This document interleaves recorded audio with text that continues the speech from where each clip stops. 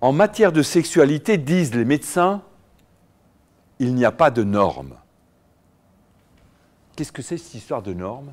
Ben, les médecins, ils passent leur temps à dire ce qui est normal et ce qui n'est pas normal. Les bouquins de médecine en sont pleins. En dessous de telle taille, t'es un nain. Au-dessus de telle taille, t'es un géant. Au-dessus de tel poids, t'es un obèse. En dessous de tel poids, t'es trop maigre. Le taux de cholestérol, au-dessus de telle valeur, c'est pas normal. En dessous de telle valeur, c'est pas normal. Les bouquins de médecine sont pleins de normes parce que les médecins ont besoin de dire ça, c'est normal et ça, c'est pas normal. Mais il y a comme un oubli. Il n'y a rien sur la sexualité. Mais ce n'est pas un oubli. Pour les médecins, tout est normal. Je vais prendre 3 exemples pour rigoler, à condition que ça ne nous déconcentre pas trop. Pour les médecins, est-ce qu'un premier rapport à 14 ans, c'est normal, pas normal? Normal. Normal. Et pour les médecins, est-ce qu'un premier rapport à 22 ans, c'est normal? C'est normal. Pour les médecins, tout est normal.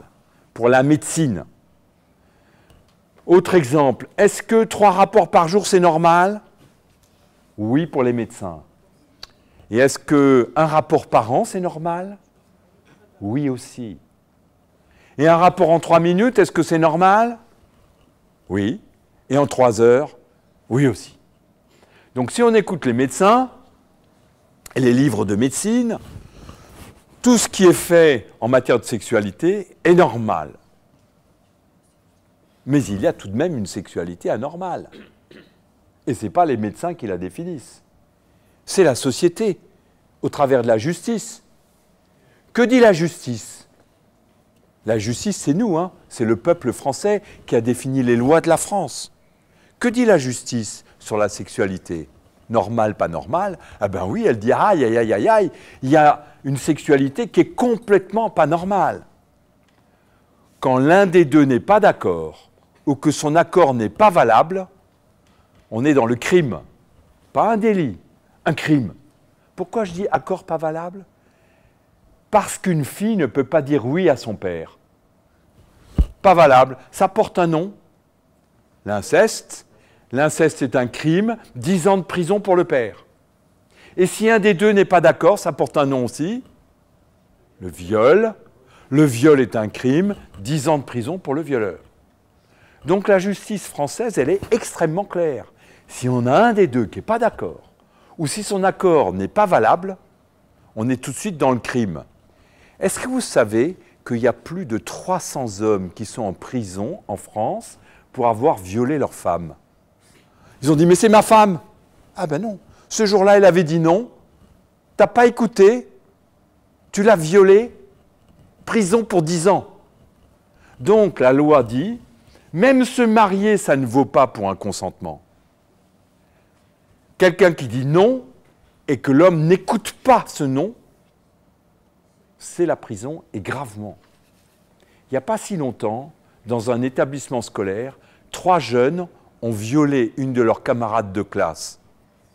Et quand on leur a demandé qu'est-ce qui vous est arrivé, quand on les a mis en prison, ils ont dit « mais elle avait mis une mini-jupe, ça voulait dire qu'elle avait envie ». Et non, ça voulait dire qu'elle avait envie de voir le désir dans les yeux des garçons, ça voulait dire qu'elle avait envie d'être désirée, mais ça ne voulait pas dire qu'elle avait envie d'être violée. Et quand une fille est d'accord pour se promener main par la main, ça ne veut pas dire qu'elle est d'accord pour s'embrasser. Et quand elle est d'accord pour s'embrasser, ça ne veut pas dire qu'elle est d'accord pour faire l'amour. Et un garçon qui ignore ça risque la prison, et pas une prison marrante, parce que les violeurs en prison se font violer eux-mêmes. Donc c'est très important de savoir ce qu'est le consentement. Le consentement, il passe au-dessus du mariage. Il passe au-dessus de tout. Donc pour les médecins, tout est normal. Par exemple, pour les médecins, on demande à des médecins, est-ce que 2 personnes qui s'enferment dans une chambre avec une casquette en cuir, un trou dans le jean, donne-moi encore un coup de fouet, un peu plus, mais pas plus? Normal, pas normal? Ben, ils font ensemble le scénario, fais-moi ci, fais-moi ça, juste un peu, mais pas trop. Normal. On n'a rien à faire là, c'est pour ça que ça nous fait rigoler. Mais c'est leur affaire. Le sadomasochisme, Rien à déclarer. Par contre, quand il y en a un qui n'est pas d'accord, pour quoi que ce soit, on est tout de suite dans le crime, avec prison à la clé. Ça, c'est important de le savoir pour la vie de tous les jours. Ce que je viens de dire sur les normes a une certaine importance. Parce que, par exemple, un professeur de SVT, il sait plus de SVT que vous. Il peut vous faire un cours et ensuite faire une interrogation écrite pour voir si vous avez bien compris. Moi, je ne sais pas plus de sexualité que vous. J'ai la mienne, elle ne vous regarde pas. Vous avez la vôtre, elle ne me regarde pas. Je ne peux pas faire un cours d'éducation sexuelle. Ce n'est pas possible. Chacun découvre son corps, ce qu'il aime, ce qu'il n'aime pas, tout au long de sa vie. C'est comme un cadeau qu'on a reçu du bon Dieu ou du grand architecte de l'univers. Un énorme cadeau, la sexualité. C'est un cadeau, jamais vous aurez un plus beau cadeau de votre vie. Et ce cadeau est un peu spécial. Ce cadeau est spécial pourquoi?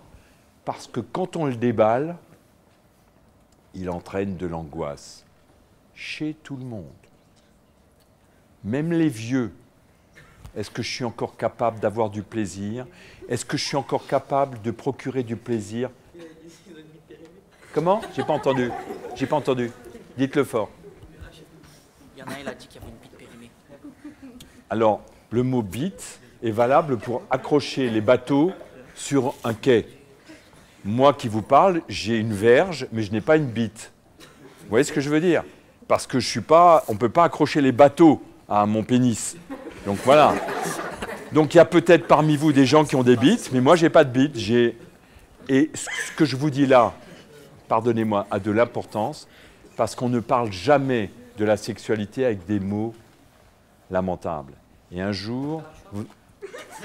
J'ai pas entendu. Pareil, pareil. Moi, si j'étais une femme, je ne voudrais pas avoir quoi que ce soit à voir avec un homme qui parle de chatte.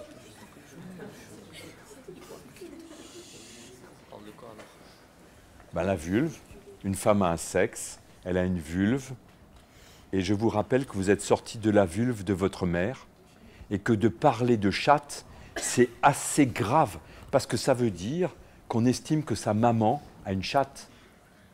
Et donc, ça va bien. Je pense que quand on parle du sexe des femmes, il ne faut jamais oublier qu'on est sorti du sexe de sa mère et que d'autres hommes pourraient parler du sexe de la mère avec des mots grossiers, de votre mère. Le sexe d'une femme, il vous a donné le jour. Donc, en parler avec des mots vulgaires, juste, c'est une honte. Il faut arrêter de parler avec des mots vulgaires du sexe des femmes. Parce que le sexe des femmes, il nous a donné la vie à chacun d'entre nous, et c'est le sexe de notre mère. C'est pour ça que je ne suis pas d'accord qu'on parle de chatte.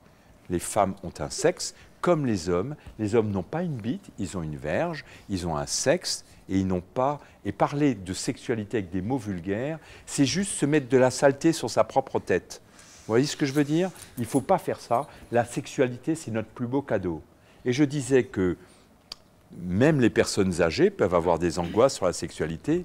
Même les gens qui ont trop de muscles sous les bras, qui ne peuvent pas les rapprocher du corps dans la cour de récréation tellement ils ont du muscle sous les bras, encore plus que les autres. Tout le monde a de l'angoisse avec sa propre sexualité. C'est pour ça qu'il y en a qui rient bêtement quand on parle de sexualité, parce que dans le fond, ils ont bien les boules et ils sont bien anxieux à l'intérieur d'eux, et c'est normal. La sexualité génère de l'angoisse à tout le monde, et c'est pourquoi il est difficile d'en parler.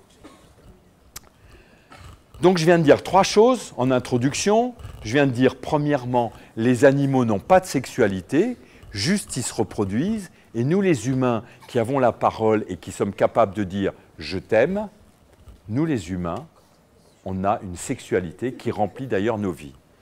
Je viens de dire 3 choses, pas de sexualité chez les animaux, ta sexualité c'est perso, personnel, on ne la raconte à personne, tant pis pour ceux qui l'ignoreront, ils seront écoutés et méprisés.